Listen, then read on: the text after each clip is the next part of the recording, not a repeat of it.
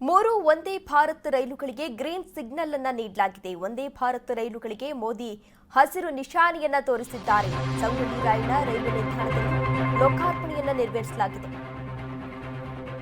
ಮೂರು ವಂದೇ ಭಾರತ್ ರೈಲುಗಳಿಗೆ green signal ಅನ್ನು ನೀಡಲಾಗಿದೆ. ವಂದೇ ಭಾರತ್ ರೈಲುಗಳಿಗೆ ಮೋದಿ ಹಸಿರು ನಿಶಾನೆಯನ್ನ ತೋರಿಸಿದ್ದಾರೆ. ಸಂಗೊಳ್ಳಿ ರಾಯಣ್ಣ ರೈಲ್ವೆ ನಿಲ್ದಾಣದಲ್ಲಿ ಲೋಕಾರ್ಪಣೆಯನ್ನ ನೆರವೇರಿಸಲಾಗಿದೆ.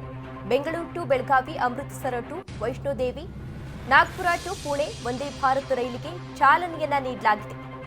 ಪ್ರಧಾನಿ ನರೇಂದ್ರ ಮೋದಿ ಅವರು ಇವತ್ತು ಮೂರು ವಂದೇ ಭಾರತ್ ರೈಲುಗಳಿಗೆ ಈಗಾಗಲೇ ಗ್ರೀನ್ ಸಿಗ್ನಲ್ ಅನ್ನ ನೀಡಿದ್ದಾರೆ. ಈ ಹಿಂದೆ ಕೇಂದ್ರ ಆಹಾರ ಮತ್ತು ನಾಗರಿಕ ಪೂರೈಕೆ ಸಚಿವ ಪ್ರಹ್ಲಾದ್ ಜೋಶಿ ಜೊತೆಗೆ ಬೆಳಗಾವಿ ಸಂಸದರು ಆಗಿರುವಂತಹ ಮಾಜಿ ಮುಖ್ಯಮಂತ್ರಿ ಜಗದೀಶ್ ಶೆಟ್ಟರ್ ಅವರು ಬೆಂಗಳೂರು ಟು ಬೆಳಗಾವಿ ವಂದೇ ಭಾರತ್ ರೈಲು ಸಂಚಾರಕ್ಕಾಗಿ ಒತ್ತಾಯಿಸಿ ಕೇಂದ್ರ ಸರ್ಕಾರಕ್ಕೆ ಈಗಾಗಲೇ ಮನವಿಯನ್ನ ಮಾಡಿಕೊಂಡಿದ್ರು.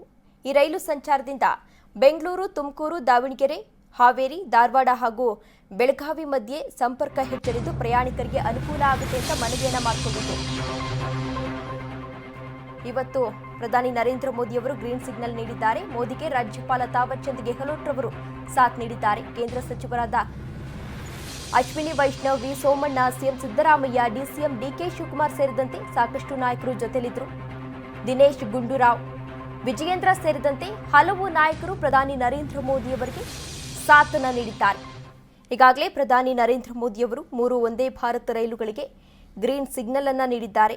ವಂದೇ ಭಾರತ್ ರೈಲುಗಳಿಗೆ ಮೋದಿ ಹಸಿರು ನಿಶಾನೆಯನ್ನ ಕೂಡ ತೋರಿಸಿದ್ದಾರೆ. ಇಂತಹ ಸಂದರ್ಭದಲ್ಲಿ ಸಾಕಷ್ಟು ನಾಯಕರು ಈಗಾಗಲೇ ಉಪಸ್ಥಿತರಿದ್ದರು. ಈ ಹಿಂದೆಯೇ ಪ್ರಹ್ಲಾದ್ ಜೋಶಿ ಅವರು ಮನವಿಯನ್ನ ಮಾಡಿಕೊಂಡಿದ್ರು.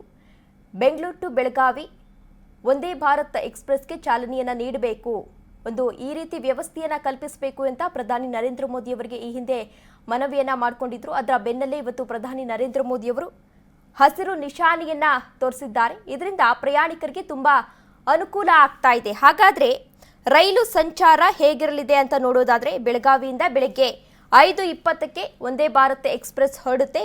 ಬೆಂಗಳೂರಿಗೆ ಮಧ್ಯಾಹ್ನ 1:50ಕ್ಕೆ ತಲುಪುತ್ತೆ. ಬೆಂಗಳೂರಿನಿಂದ ಮಧ್ಯಾಹ್ನ 2:20ಕ್ಕೆ ಹೊರಡುತ್ತೆ. ರಾತ್ರಿ 10:40ಕ್ಕೆ ಬೆಳಗಾವಿಗೆ ಆಗಮಿಸುತ್ತೆ. ಇದರಲ್ಲಿ ಜನರಿಗೆ ಟೈಮ್ ಕೂಡ ಸೇವ್ ಆಗ್ತಾ ಇದೆ ಇದರಿಂದ.